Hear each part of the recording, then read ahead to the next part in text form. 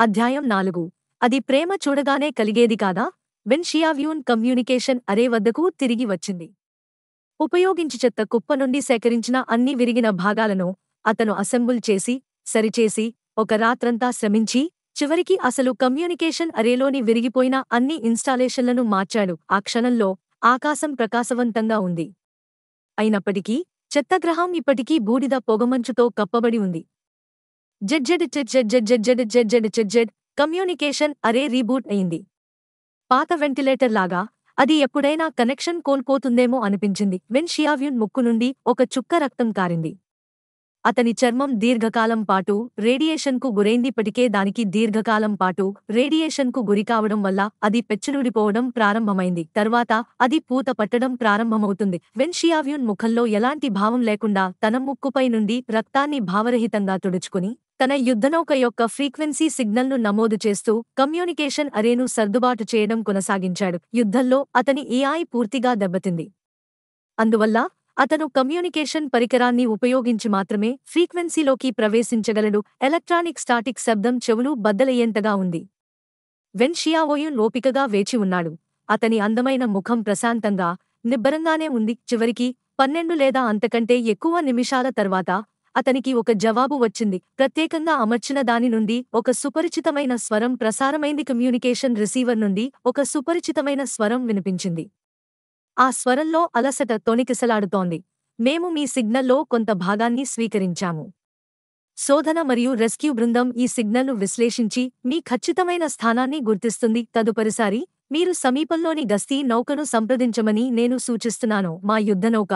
When షియావ్యూన్ అతన్ని అడ్డుకుని, vice admiral చెంగ్.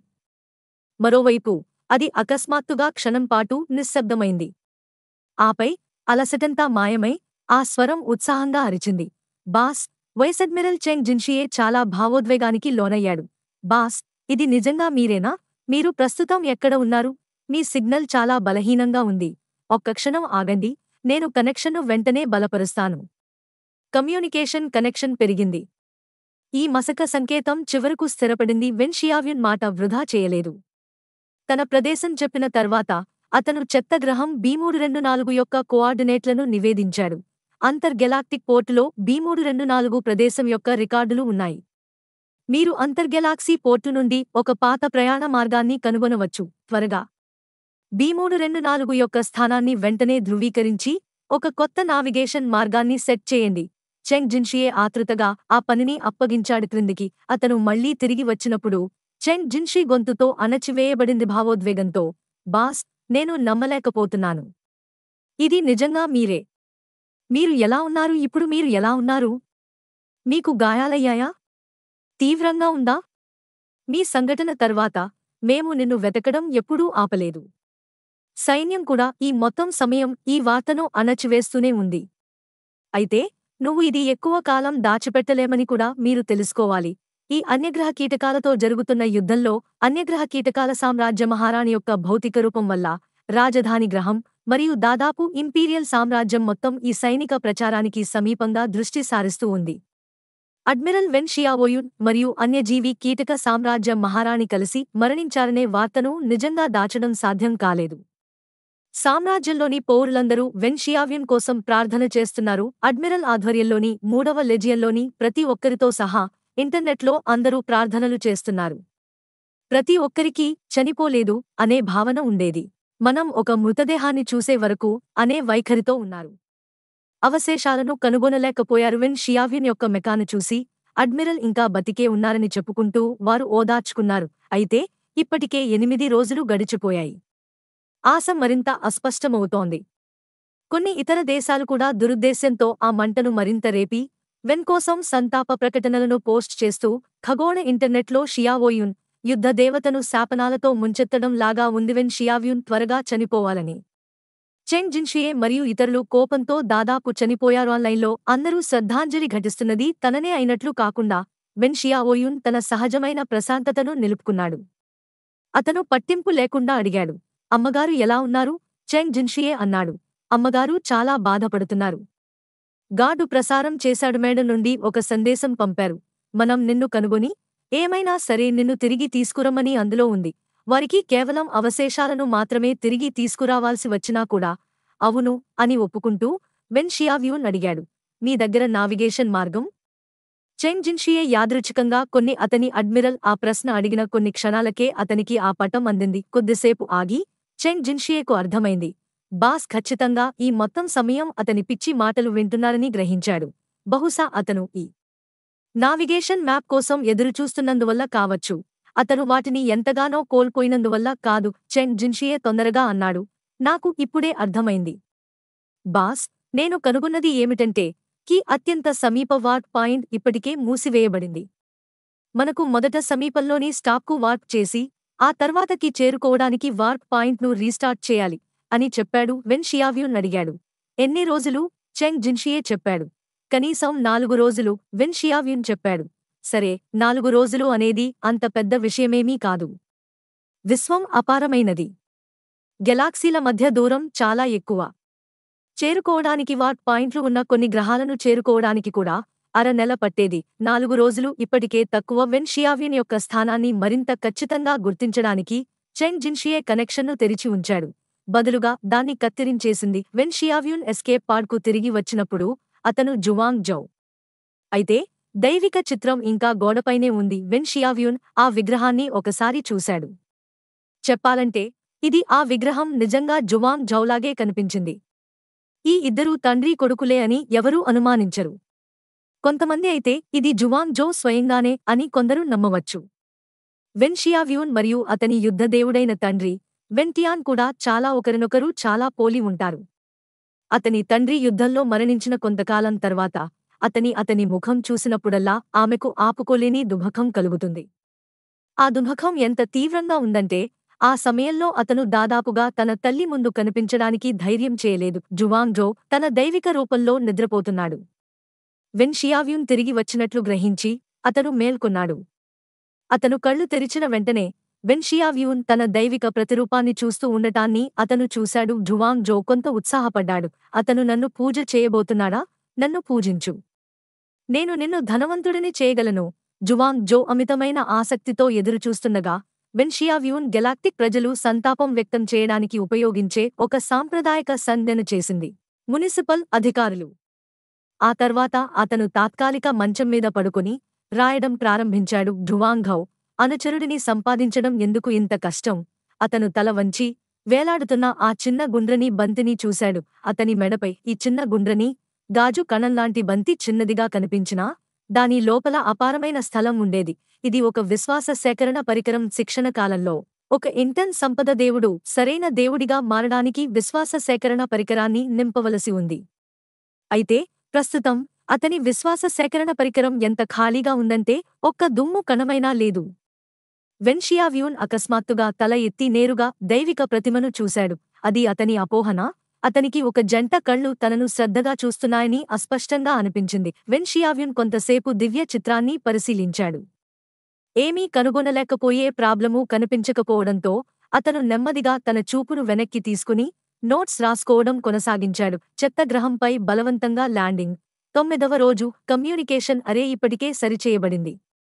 Connection. 3వ లెజియన్ వైస్ అడ్మిరల్ చెంగ్ జిన్షియేతో సంప్రదింపులు జరిగాయి. ఎస్కేప్ పాడ్లో మిగిలి ఉన్న పోషక సప్లిమెంట్ల సంఖ్య 3 సీసాలు. రేడియేషన్ కారణంగా స్పష్టమైన శారీరక లక్షణాలు కనిపించాయి.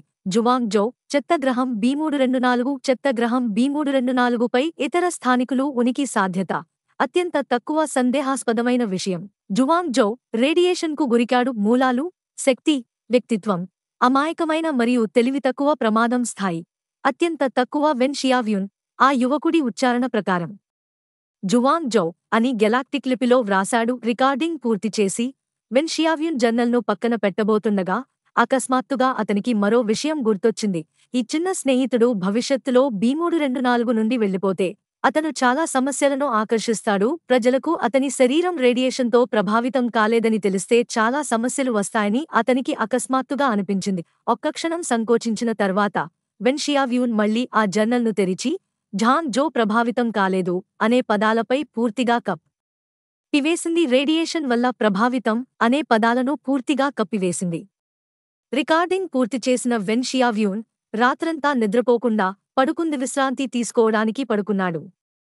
అధిక రేడియేషన్ ప్రభావాన్ని భరించిన తర్వాత అతని శరీరం అంత త్వరగా క్షీణించకుండా ఉండటానికి అతనికి పుష్కలంగా విశ్రాంతి అవసరం. వెన్ షియావ్యూన్ చాలా త్వరగా నిద్రలోకి జారుకున్నాడు. గందరగోళంలో ఉండగా ఒక శుభ్రమైన అందమైన యువకుడు అకస్మాత్తుగా మళ్లీ తన ముందు ప్రత్యక్షమయ్యాడు. వెన్ షియావ్యూన్ తనను తాను సంయమనం చేసుకున్నాడు. సామ్రాజ్యంలోని ఏకైక వ్యక్తిగా, చరిత్రలో స్థాయి మానసిక శక్తి సామర్థ్యం ఉన్న ఏకైక వ్యక్తిగా వెన్ షియావోయున్కు అర్థం చేసుకోవడానికి కేవలం కొన్ని క్షణాలు మాత్రమే పట్టింది. అతను మళ్లీ కలలు కంటున్నట్లు అనిపించింది. అయితే ఈ కల చాలా వింతగా ఉంది. సాధారణ పరిస్థితులలో ప్రజలు మేల్కొన్న తర్వాత మాత్రమే తాము కల కంటున్నామని గ్రహిస్తారు. అయినప్పటికీ అతను ఇంకా కలలోనే ఉన్నప్పుడు తాను కల కంటున్నానని ఇప్పటికే కనుగొన్నాడు. అంతా రహస్యంగా, వివరించలేని విధంగా, తన మానసిక శక్తి స్థాయితో తాను ఈ కలను కూడా నియంత్రించగలననే భావన అతనికి కలిగింది. వెన్ షియావ్యూన్ అక్కడే కదలకుండా, కనురెప్పలు కూడా వేయకుండా ఆ యువకుడిని చూస్తూ నిలబడ్డాడు.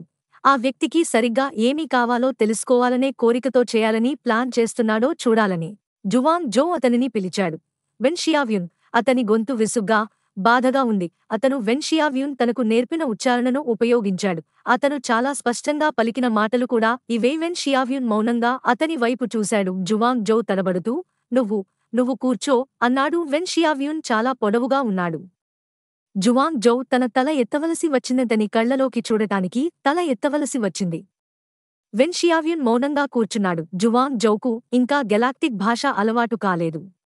తెలియకుండానే అతను మళ్లీ మాండరిన్ వాడటం ప్రారంభించాడు మరియు ముద్దుగా అన్నాడు, నేను నీకు పూజ్యుడిని కదా, నన్ను ఎందుకు పూజించవు? వెన్ షియావ్యూన్ అంది. గెలాక్టిక్ భాషను వాడండి. జువాంగ్ జో అతని మాట విననట్టుగా మాట్లాడుతూనే ఉన్నాడు. నువ్వు నాకు ఈ పేయకాన్ని తాగమని ఇచ్చావు, నేను ఇప్పటికే తాగేశాను. ధన్యవాదాలు, నీ గురించి అన్నీ మర్చిపోతావు. అయితే భవిష్యత్తులో ఈ పానీయాన్ని నువ్వు కొనకూడదు. ఇది రుచిగా లేదు. రేపు నువ్వు లేచాక నువ్వు గురించి అంతా మర్చిపోతావు. ఆధ్యాత్మిక తాయెత్తును ఎలా కాల్చానో కూడా మర్చిపోతావు. నేను ఎలా నైవేద్యం అర్పించానో కూడా మర్చిపోతావు. నువ్వు మంచివాడివి. అవున్న దేవుడు ఎప్పుడూ అంటాడో, ప్రతి ఒక్కరికీ వారి వారి ఆశయాలు ఉంటాయి. కొంతమందికి ఆశయాలు వేరే చోట ఉంటాయి. నువ్వు కేవలం చెత్తను ఎత్తాలనుకుంటే, అయితే నేను ఈ చెత్తకుప్పకు నాయకుడిగా మారడానికి నీకు ఆశీస్సులు.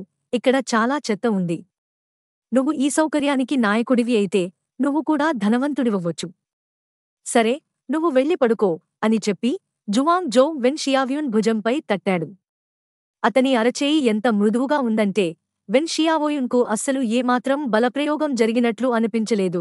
వెన్ షియావోయున్ అకస్మాత్తుగా చేయి చాచి ఆ సున్నితమైన మరియు సన్నని, పెళుసైనట్లు కనిపించే ఆ మణికట్టును పట్టుకున్నాడు. భయంతో జువాంగ్ జో ఉలికిపడి తన చేతిని వెనక్కి లాగబోయాడు. ఏమైంది? వెన్ షియావ్యూన్ తన చేతిని వదిలి కొద్దిగా కనుబొమ్మలు ముడిచాడు. ఆ స్పర్శ నుండి అతనికి కలిగిన అనుభూతి ఎంత నిజంగా అనిపించిందంటే అది కలలా అనిపించలేదు. జువాంగ్ జోను వదిలేసిన తర్వాత అతను వెన్ షియావ్యూన్ను ఒక వింతగా చూశాడు. అయితే జువాంగ్ జో అన్నదాన్ని తప్ప మరేమీ చెప్పలేదు. వీడ్కోలు చెప్పి వెన్ షియావ్యూన్ కల నుండి బయటకు వెళ్లిపోయాడు.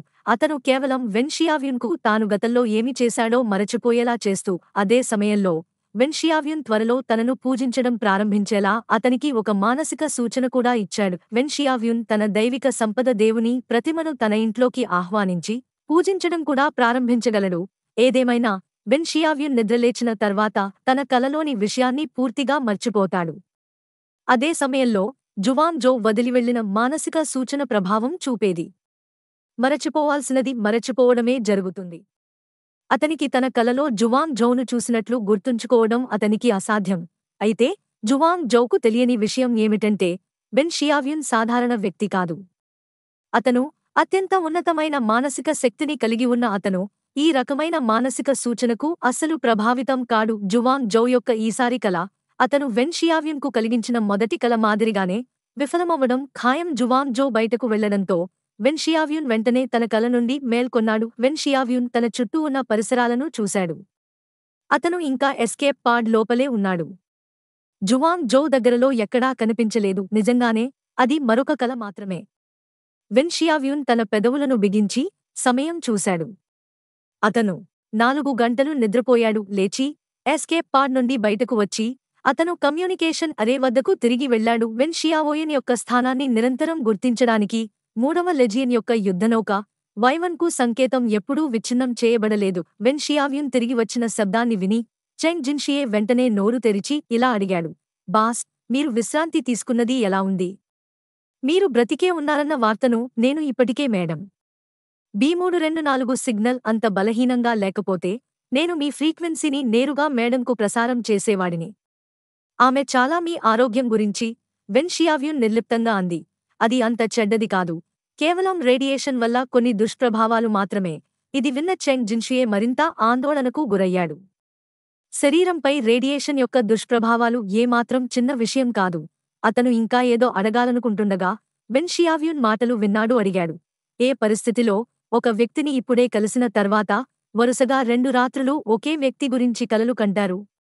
చెంగ్ జిన్షి నిశ్చేష్టుడయ్యాడు మరియు అసంకల్పితంగా ఇలా అన్నాడు. ఆ బాస్, మీరు వారిని చూశారా? మీ కలలోనా? ఇప్పుడే కలిసిన వ్యక్తినా? అది ప్రథమ దృష్టిలోనే ప్రేమ కాదా? ఇది చెబుతూ చెంగ్ జిన్షియే ఏదో గుర్తు చేసుకుని అకస్మాత్తుగా నోరు ముసిరాడు. వెన్ షియావ్యున్ వారిద్దరి మధ్య పూర్తిగా 10 సెకన్ల నిశ్శబ్దం నెలకొంది. చివరగా వెన్ షియావ్యున్ ముఖంలో ఎలాంటి భావం లేకుండా ఇలా అన్నాడు, అది ఎలా సాధ్యం? చెంగ్ జిన్షు తొందరగా అంగీకరించాడు. ఖచ్చితంగా అది అసాధ్యం అడ్మిరల్ భార్య, అది కేవలం అతనే మెకా మాత్రమే. అధ్యాయం 5. మీరు ఖచ్చితంగా ఒక మేధావి. జువాంగ్ జౌ వరుసగా 2 రోజులు పనికి వెళ్లలేదు. విచిత్రం ఏమిటంటే అతనికి ఇప్పటికీ దైవిక శక్తులు ఉన్నాయి.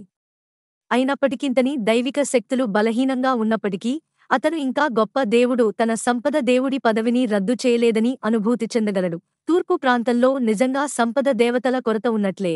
ఫలితంగా జువాంగ్ జౌ ఇకపై ఆందోళన చెందకుండా మొదట పాత వ్యావహారిక భాషను సరిగ్గా నేర్చుకుని ఆ తర్వాత ఈ ప్రదేశం ఎక్కడ ఉందో మరియు ఇక్కడి నుండి ఎలా బయలుదేరాలో తెలుసుకోవాలని నిర్ణయించుకున్నాడు. జువాంగ్ జౌ యొక్క జ్ఞాపకశక్తి చాలా బాగుండేది. జువాంగ్ జౌకు మాట్లాడటం నేర్పించడానికి వెన్ షియావ్యున్ చిత్ర పుస్తకంలోని పదాలన్నింటినీ ఒకసారి చదివాడు. వెన్ షియావ్యున్ తన చిన్న రోబోట్ను సరిచేస్తున్నప్పుడు జువాంగ్ జౌ అతని పక్కన కూర్చుని అభ్యాసం చేస్తున్నాడు.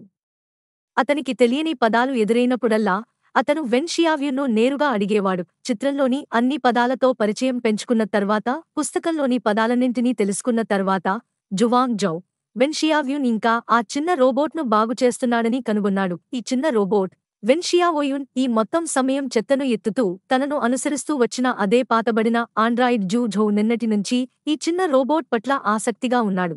అందుకే అతను అడగకుండా ఉండలేకపోయాడు. దానికి ఏమైంది?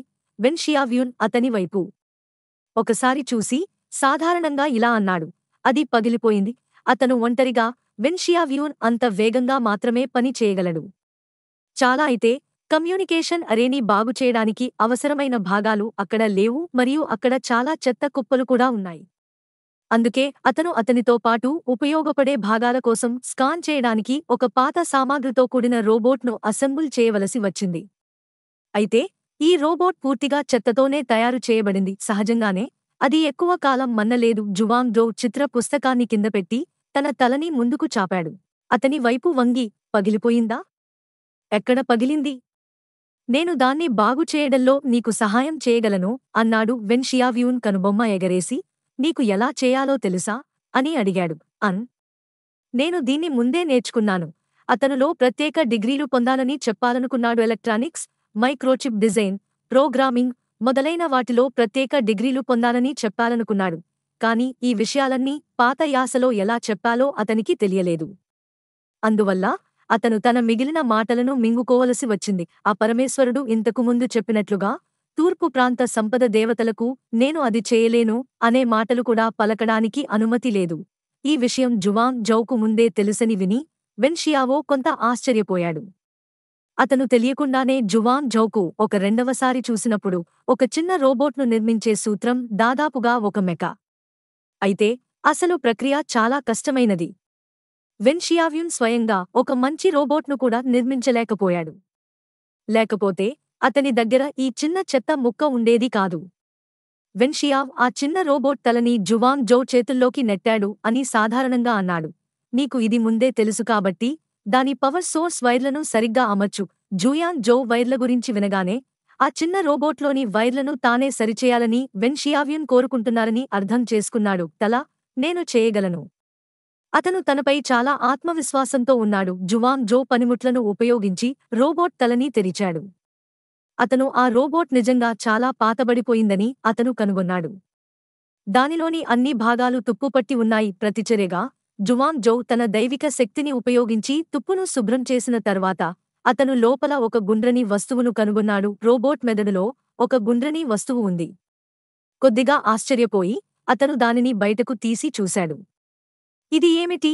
ఆ రౌండ్ బాల్ లోపలి భాగాన్ని పరిశీలించడానికి అతను దైవిక శక్తిని ఉపయోగించాడు. ఆ గుండ్రని బంతి లోపల ఆధ్యాత్మిక శక్తి ఉన్నట్లు అనిపించినా అదే సమయంలో అది పూర్తిగా ఆధ్యాత్మిక శక్తిలా అనిపించలేదు. ఇది ఒక బ్యాటరీనా?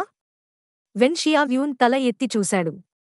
అతను జువాంగ్ను చూశాడు. జో ఒక తక్కువ స్థాయి శక్తి రాయిని పట్టుకుని పరిశీలిస్తూ అడిగాడు. ఏమైంది?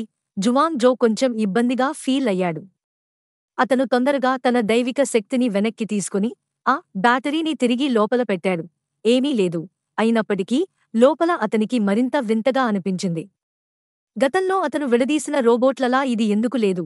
ఆ రోబోట్ తల పట్టుకుని జువాంగ్ జో మౌనంగా తన సొంత తల పట్టుకుని జువాంగ్ జో నిశ్శబ్దంగా తన సొంత తలను కిందకు వంచాడు. ఎంత అవమానం! అతనికి నిజంగా ఈ విషయం తెలియదని అనిపించింది. ఒక రోబోట్ను ఎలా సరిచేయాలో దేవుడికి తెలియదా? జువాంగ్ జో తన శరీరం అంతటా దయనీయమైన ఆభరణాన్ని వెదజల్లుతుండటం చూసి వెన్ షియావ్యూన్ కొద్దిగా నవ్వి, జాగ్రత్తగా చూడు. అతను మళ్లీ రోబోట్ తలని తీసుకున్నాడు. మొదట జువాంగ్ జో వంకరగా పెట్టిన తక్కువ స్థాయి శక్తి రాయిని అతను సరిచేశాడు. దానిని సరిగ్గా అమర్చి అతను శక్తి వైర్లను ఒకదాని తర్వాత ఒకటిగా సంబంధిత ఇన్పుట్లకు కనెక్ట్ చేశాడు. సెన్సర్ వైర్ ఎరుపు ఇన్పుట్కు కనెక్ట్ అవుతుంది. ఇది ఒక శక్తి మార్పిడి వ్యవస్థ. ఇది ఒక ఫోటోరిసెప్టర్. అన్నింటినీ కనెక్ట్ చేసి అతను వెనక్కి తిరిగి తన పక్కన ఉన్న చిన్న తల వైపు చూశాడు. అన్నీ గుర్తుంచుకున్నావా? జువాంగ్ జో గింజలు తొలిచే చిన్న కోడిపిల్లలా తల ఊపాడు. వెన్ షియావ్యూన్ తన చేతిని చాచి అతని తల పైభాగంలో ఉన్న చిన్న జుట్టు ముడిని నొక్కాడు. జువాంగ్ జో అయోమయంగా కళ్ళెత్తి చూశాడు. వెన్ షియావ్యూన్ ఏమీ జరగనట్టుగా తన చేతిని వెనక్కి తీసుకున్నాడు. అతను ఏమీ చేయలేదని మరియు ప్రశాంతంగా జువాంగ్ జోను అడిగాడు. భోజనం చేశావా? జువాంగ్ జో తల అడ్డంగా ఊపాడు. అతను లేదన్నాడు. కాని వెన్ షియావ్యూన్కు గుర్తొచ్చింది. ఈ చిన్న స్నేహితుడు ఈ మొత్తం సమయం పిక్చర్ బుక్ చదువుతూ ఉన్నాడు. అతను ఏమీ తినలేదు కాబట్టి అతనికి ఆకలిగా ఉండాలి. వెన్ షియావ్యూన్ ఒక బాటిల్ పోషకాహార సప్లిమెంట్ను బయటకు తీసి పట్టించుకోనట్లుగా ఇలా అంది. దీన్ని తాగు. జువాంగ్ జో ఆ పానీయం సీసాను చూసి ఏదో చెప్పాలనుకుంటూ సంకోచించాడు. అతను గతసారి ఇదే తాగి ఉన్నాడు. ఈ పానీయం నిజంగా అంత రుచిగా లేదు. అతన్ని అలా చూసి వెన్ షియావ్యూన్ నేరుగా పోషకాల జువాంగ్ జో చేతిలోకి పోషకాహార సప్లిమెంట్ను నెట్టేస్తూ నా దగ్గర ఇంకా 2 సీసాలు ఉన్నాయి. ఇది సరిపోతుంది అని అన్నాడు. అలా చెప్పిన తర్వాత అతను ఆ చిన్న రోబోట్ను బాగుచేయడం కొనసాగించాడు. వెన్ షియావ్యూన్ ఆ చిన్న రోబోట్ను బాగుచేయడం పూర్తి చేసిన తర్వాత అతను దాన్ని రీస్టార్ట్ చేశాడు. ఈ రకమైన రోబోట్కు కేవలం అత్యంత ప్రాథమిక ఆదేశం మాత్రమే ఉంటుంది: యాంత్రిక భాగాలను కనుగొనడం. సాధారణంగా ఇది అంత ఉపయోగకరమైనది కాదు. వెన్ షియావ్యూ తన మరమ్మతులు పూర్తి చేయడం చూసి మరియు అక్కడ తను సహాయం చేయగలిగింది ఏమీ లేకపోవడంతో జువాంగ్ జో నెమ్మదిగా లేచాడు. అయితే నేను వెళ్తాను. కాసేపు అక్కడికి వెళ్ళి వస్తాను. ఆ పోషక సప్లిమెంట్ను పట్టుకుని అతను నడుచుకుంటూ వెళ్ళిపోయాడు. వెన్ షియావ్యూన్ తన చూపును మరల్చాడు.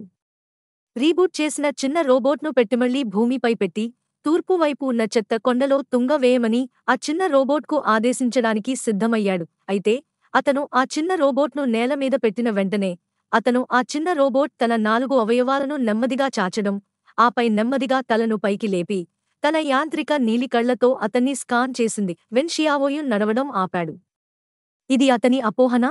ఆ చిన్న రోబోట్ అతన్ని పరిశీలిస్తోందా? అతనే ఈ చిన్న రోబోట్ను అన్నింటి నుండి అసెంబ్ చేసిన వ్యక్తి. రకరకాల స్పేర్ పార్ట్స్ నుండి ఈ చిన్న రోబోట్ను తయారు చేసింది అతనే. సహజంగానే దానికి ఎలాంటి సామర్థ్యాలు ఉన్నాయో అతనికి బాగా తెలుసు. దానికి అంత తెలివైన హావభావం ఉండటం అసాధ్యం. వంగి వెన్ షియావ్యూన్ ఆ చిన్న రోబోట్ను పైకి ఎత్తాలని అనుకున్నాడు మరియు దానిని మళ్లీ పరిశీలించాలని అనుకున్నాడు. అతను ఆ చిన్న రోబోట్ను తాకలేదు కూడా. ఆ చిన్న రోబోట్ ఇప్పటికే చురుకుగా పైకి లేచి ఒంటరిగానే తిరిగింది. తడబడుతూ తిరుగుతూ దాని 2 చక్రాలను తిప్పుతూ ఆ చిన్న రోబోట్ జువాంగ్ జో వెళ్లిన దిశలో, వెన్ షియావ్యూన్ ఇన్పుట్ చేసిన ఆదేశానికి పూర్తిగా వ్యతిరేకమైన దిశలో దొర్లుకుంటూ వెళ్ళింది. కనుబొమ్మలు ముడిచి వెన్ షియావ్యూన్ ఆ చిన్న రోబోట్ను తగినంత దూరంలో ఉంటూ అనుసరించాడు. ఒక పెద్ద చెత్త కుప్ప పక్కన జువాంగ్ జో అప్పుడే కొవ్వొత్తులు, ధూపం వెలిగించి ముగించాడు. అతను తన దైవ చిత్రం ముందు పోషక సప్లిమెంట్ను ఉంచాడు. ధూపం పట్టుకుని పూజ చేయడానికి కూడా అతనికి అవకాశం దొరకలేదు. అతను ఇంకా తనను తాను పూజించుకోలేదు. అప్పుడే అతని వెనుక నుండి జిగాగా అనే శబ్దం వినిపించింది. జువాంగ్ జో వెనక్కి తిరిగి చూశాడు. కొంచెం దూరంలో ఒక వ్యక్తి మరియు ఒక రోబోట్ నిలబడి అతని వైపు చూస్తున్నారు. జువాంగ్ ఘౌ అగరును పట్టుకున్న చేయి గాలిలోనే బిగుసుకుపోయి వణుకుతోంది. అస్పష్టంగా అతను తనకు తానే నమస్కరించడానికి వెళ్లిన ప్రతిసారీ వెన్ షియావ్యూన్ ఎందుకు ఎప్పుడూ కనిపించేవాడు. జువాంగ్ జో ఇక్కడ దాక్కుని తన తండ్రికి పూజ చేస్తున్నాడని వెన్ షియావ్యూన్ ఊహించలేదు అన్నట్లుగా చూశాడు. క్షణకాలం నివ్వెరపోయి అతను అన్నాడు, క్షమించండి. అతను తాను తెచ్చిన పోషకాహార సప్లిమెంట్ సీసాను కూడా చూశాడు. ఆ యువకుడికి ఇచ్చిన పోషకాహారపు సీసాను కూడా చూశాడు. జువాంగ్ జో ఆహారం అందుకున్నప్పుడు అతను ముందుగా ఆ ఆహారాన్ని తన తండ్రికి అర్పించేవాడు. ఎలా? జువాంగ్ జో ఆహారం అందుకున్నప్పుడల్లా ముందుగా తన తండ్రికి అందించేవాడు. ఈ పిల్లాడు ఇంత మంచి ప్రవర్తన ఎలా కలిగి ఉండగలడు? వెన్ షియావ్యూన్ మృదువుగా అంది. ఇది సరిపోకపోతే ఇంకా ఉంది. ఇది విన్న జువాంగ్ జో కళ్ళు చెమర్చాయి. వద్దు, నాకు ఇంక వద్దు. ప్రతిసారి అతను తిన్నప్పుడు అతను నైవేద్యం సమర్పించాల్సి ఉండేది. ఆహారం రుచిగా ఉంటే అతను అంతగా సతమతమవ్వడు. కాని తినకపోవడం మర్యాదగా ఉండదు. జువాంగ్ జో కళ్ల మూలలు ఎర్రబడటం చూసి వెన్ షియావ్యూన్ గొంతును మరింత మృదువుగా చేసి, మీరు కోల్పోయినందుకు నాకు బాధగా ఉంది. జువాంగ్ ఘౌ. ఏంటి? వెన్ షియావ్యూన్ అతన్నే ఓదార్చినట్లుగా జువాంగ్ జో తల నిమిరిపెట్టాడు. తన చిన్న స్నేహితుడిని ఓదార్చిన తర్వాత వెన్ షియావ్యూన్ చిన్న రోబోట్ను పక్కకు తీసుకువెళ్లి జువాంగ్ జోకు కొంత శాంతిని, ప్రశాంతతను అందించాలని అనుకున్నాడు. అతను తల దించగానే చిన్న రోబోట్ జువాంగ్ జో కాలును కౌగిలించుకుంటున్నట్లు అనుకోకుండా చూశాడు. చిన్న రోబోట్ డి జువాంగ్ జో తలపైన ఒక పెద్ద ప్రశ్న గుర్తు కనిపించింది. దానికి ఏమైంది? వెన్ షియావ్యూన్ చాలా మంచిది. అతనికి కూడా తెలుసుకోవాలని ఉంది. జువాంగ్ జో దానిని పట్టించుకోకపోవడం చూసి ఆ చిన్న రోబోట్ తన 2 యంత్రపు చేతులను పక్కన పెట్టి తన చక్రాలను శబ్దం చేస్తూ దైవ ప్రతిమ ముందుకి దొర్లింది. మోకాళ్లు వంచి ప్లాప్ అనే శబ్దంతో మోకరిల్లింది జువాంగ్ జో. హుహ్! వెన్ షియావ్యూన్ ఆ చిన్న రోబోట్ గౌరవంగా, భక్తితో 3 సార్లు నమస్కరించింది. దివ్య ప్రతిమ ముందు 3 సార్లు వంగింది. ఆ తర్వాత అది తల ఎత్తి తన పెద్ద డీడీడీ అని శబ్దాలు చేస్తూ తన పెద్ద నీలి యాంత్రిక కళ్లతో జువాంగ్ జో వైపు చూసింది. వెన్ షియావ్యూన్ అడ్మిరల్ డారెన్ తలపై కూడా ఒక ప్రశ్న గుర్తు కనిపించింది. అతను మరమ్మత్తు చేసిన రోబోట్ ఇలా ఎలా మారింది? మానవలాంటి భావోద్వేగాలు, మానవలాంటి చర్యలు. ఇది ఇకపై చెత్తతో చేసిన రోబోట్లాగా అనిపించలేదు. బహుశా ఒక అత్యంత తెలివైన ఏఐ రోబోట్ యొక్క అప్గ్రేడ్ చేయబడిన మోడల్. జువాంగ్ జో అకస్మాత్తుగా ఆశ్చర్యంతో వా అని అరిచాడు. వెన్ షియావోయూన్ అతని వైపు చూసింది. జువాంగ్ జో తన మెడలోని విశ్వాస సేకరణ పరికరాన్ని నమ్మలేక తాకాడు. ఆ చిన్న రోబోట్ అతని వైపు వంగినప్పుడు అది నిజంగా ఒక చుక్క విశ్వాసాన్ని సేకరించింది. ఇది ఏమి సూచించింది? ఈ చిన్న రోబోట్కు స్పృహ వచ్చిందని ఇది సూచించింది. దానికి ఇప్పుడు చైతన్యం మరియు అవగాహన ఉన్నాయి. కాని ఒక రోబోట్ తన సొంత స్పృహను మరియు అవగాహనను ఎలా పెంపొందించుకోగలదు? జువాంగ్ జోకు అకస్మాత్తుగా ఏదో గుర్తొచ్చింది మరియు వెంటనే అతనికి కొంచెం నేరాన్యుభూతికి లోనయ్యాడు. ఇప్పుడే అతను వెన్ షియావ్యూన్కు ఆ చిన్న రోబోట్ను బాగు చేయడంలో సహాయం చేస్తున్నప్పుడు అతను ఆ చిన్న రోబోట్పై దైవిక శక్తిని ఉపయోగించినట్లు అనిపించిందా? ఆ ఉన్నత దేవుడు ఇంతకు ముందు చెప్పాడు, చాలా బలమైన దైవిక శక్తి ఉన్న దేవుళ్ళు కేవలం రాయిని బంగారంగా మార్చడం మాత్రమే కాదు, వారు రాయికి చైతన్యం కూడా ప్రసాదించగలరు. రెండవ దానిని జీవం ఇవ్వడం అని పిలుస్తారు. జీవం ఇవ్వడం అంటే బల్లలు, కుర్చీలు, పుస్తకాలు మరియు అలాంటి వస్తువులకు ప్రాణం పోయడం. జ్ఞానం ఇవ్వడం అంటే ఇప్పటికే జీవిస్తున్న జీవులకు తెలివిని ఇవ్వడం. అయితే తన బలహీనమైన దైవిక శక్తితో వస్తువులకు ప్రాణం పోసే సామర్థ్యం అతనికి ఉండటం అసాధ్యం. అందుకే అతను దానిని అంత సాధారణంగా ఉపయోగించాడు. అతను ఎప్పటికీ ఊహించలేదు అతను నిజంగా ఒక రాయికి ప్రాణం పోయగలిగాడు. ఏం చేయాలి? ఈ విషయం వెన్ షియావ్యూన్కి తెలియని వేయకూడదు. వెన్ షియావ్యూన్ అతన్ని అడిగింది. ఏమైంది? జువాంగ్ జో తప్పు చేసిన వాడిలా తన చేతిని కింద పెట్టాడు. వెన్ షియావ్యూన్ అతను ముందుగానే దాడి చేయాలని నిర్ణయించుకున్నాడు. వెన్ షియావ్యూన్ నువ్వు చాలా అద్భుతంగా ఉన్నావు. వెన్ షియావ్యూన్ జువాంగ్ జో తన వంతు ప్రశంసలు కురిపించడానికి ప్రయత్నించాడు. మీరు తయారు చేయడం చాలా తెలివైనది. నువ్వు నిజంగా చాలా అద్భుతంగా ఉన్నావు, వెన్ షియావ్యూన్. లేదు, నేను కేవలం నుండి ఒక ముక్కల చెత్తను యాదృచ్ఛికంగా అమర్చాను, నేను కనుగొన్న కొన్ని భాగాలు. జువాంగ్ జౌ. వా, ఇంత అద్భుతమైన ఒక పనిని అలా సరదాగా తయారు చేశావా చెత్త వస్తువు. నువ్వు తప్పకుండా ఒక మేధావి అయి ఉండాలి, వెన్ షియావ్యూన్. ఆ రాత్రి జువాంగ్ జో వెన్ షియావ్యూన్కు మరో కలని ప్రసాదించాడు. ఆ కలలో జువాంగ్ జో వెన్ షియావోయున్, క్షమించండి, నేను మీపై నింద నెట్టాలని అనుకోలేదు. అందుకే నేను ఇప్పుడే నీకు క్షమాపణ చెప్పడానికి ఇక్కడ ఉన్నాను. నువ్వు నన్ను క్షమిస్తావా? రేపు లేచాక నేను నాకు నేనే నైవేద్యం పెట్టుకున్న విషయాన్ని నువ్వు మర్చిపోతావు కదా వెన్ షియావ్యూన్. నువ్వు మంచి వ్యక్తివి. నాకు ఇప్పుడు నమ్మకం ఉంది. నేను త్వరలోనే నువ్వు చెత్తకుప్పకు నాయకుడివిగా మారాలని ఆశీర్వదిస్తున్నాను. ఆ కల నుండి మేల్కొన్న తర్వాత వెన్ షియావ్యూన్ చాలాసేపు కమ్యూనికేషన్ అరే కింద కూర్చుని ఆలోచిస్తూ ఉన్నాడు. అతని చిన్న స్నేహితుడు తన కలలలో అతని చిన్న స్నేహితుడు జిన్షియే భాషలో మాట్లాడి ఉంటే అతను ఇంతసేపు ఆలోచించాల్సిన అవసరం వచ్చేది కాదు. కమ్యూనికేషన్ ఇంకా కనెక్ట్ చేయబడి ఉంది. వైస్ అడ్మిరల్ చెంగ్ జిన్షియే చిన్న గొంతులో గుసగుసలాడాడు. బాస్, మీరు ఇంకా ముందు కంటే ఈ రోజు నిశ్శబ్దంగా ఉన్నావు, వెన్ షియావ్యూన్. హున్ చెంగ్ జిన్షియే వార్ప్ చేసి వెనక్కి తిరిగి వచ్చి 4 సార్లు అయిన తర్వాత మనం ఊహించిన దానికంటే ఒక రోజు ముందే రావాలి, వెన్ షియావ్యూన్. చెంగ్ జిన్షియే జాగ్రత్తగా అడిగాడు. బాస్, మీరు 2 రోజులుగా వరుసగా కలలో చూస్తున్న వ్యక్తిని మీరు ఇంకా వారిని కలలో చూస్తున్నారా? నా కలలలో చూస్తున్నావా? ఇప్పటికే 3 రాత్రుల నుండి వారిని కలలో చూస్తున్న వెన్ షియావ్యూన్.